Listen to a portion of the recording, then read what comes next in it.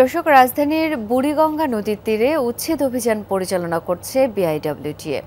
সেখানে রয়েছেন সহকর্মী রিয়াজ রায়হান।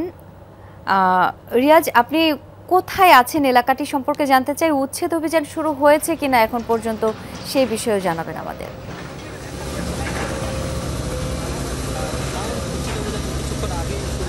এখন থেকে 5-7 মিনিট আগে আমরা যেখানে আছি সেটি হচ্ছে নারায়ণগঞ্জের ফতুল্লা উপজেলা।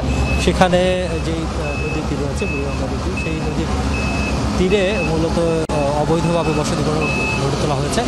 এখন দেখতে পাচ্ছেন যে যেই বিল্ডিংটি ভাঙার চেষ্টা হচ্ছে সেটি একেবারেই নদীর অনেকখানি দখল করে তৈরি করা হয়েছে, এবং তার পাশে রয়েছে সাবেক বিদ্যুৎ এবং জ্বালানি প্রতিমন্ত্রী রসুল হামিদ বিপুর একটি বাংলো বাড়ি। সেটির যে অবৈধ স্থাপনা সেটি মূলত আজকে ভাঙা হবে, এবং সেই ভাঙার কার্যক্রম চলছে। তার আগে যে বাংলো বাড়ির দেখতে পাচ্ছেন যে একটি অংশ, অর্থাৎ যে সীমানা প্রাচীরটি ভেঙে ফেলা হয়েছে। এখানে প্রবেশ করার জন্য পথ তৈরি করা হয়েছে।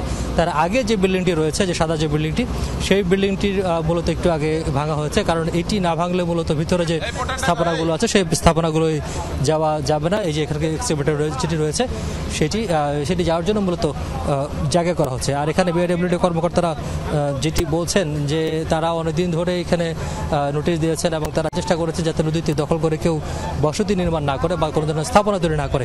কিন্তু তারা কোনো ধরনের বিআইডব্লিউটি এর অনুমোদন বা পরিবেশ অধিদপ্তরের ছাড়পত্র কোনোটি না নিয়ে এই সব বসতি গড়ে তোলা হয়েছিল। এবং পাশাপাশি এখানে একটি ডকইয়ার্ড তৈরি করা হয়েছে, এবং অনেকগুলো ডকইয়ার্ড রয়েছে যেখানে মূলত নৌযান তৈরি করা হয়। এবং এই নৌযানগুলো এখানে তৈরি বা ডকইয়ার্ড তৈরির কোনো ধরনের অনুমোদন নেই বলে তারা জানিয়েছেন। একটু পরেই আবারও এখানকার যে মূল অভিযান সেটি শুরু করবে, তখন হয়তো আমরা আবার আপনার মাধ্যমে দর্শকদের বিস্তারিত জানাতে পারবো। নিশ্চয়ই রিয়াজ, ধন্যবাদ আপনাকে।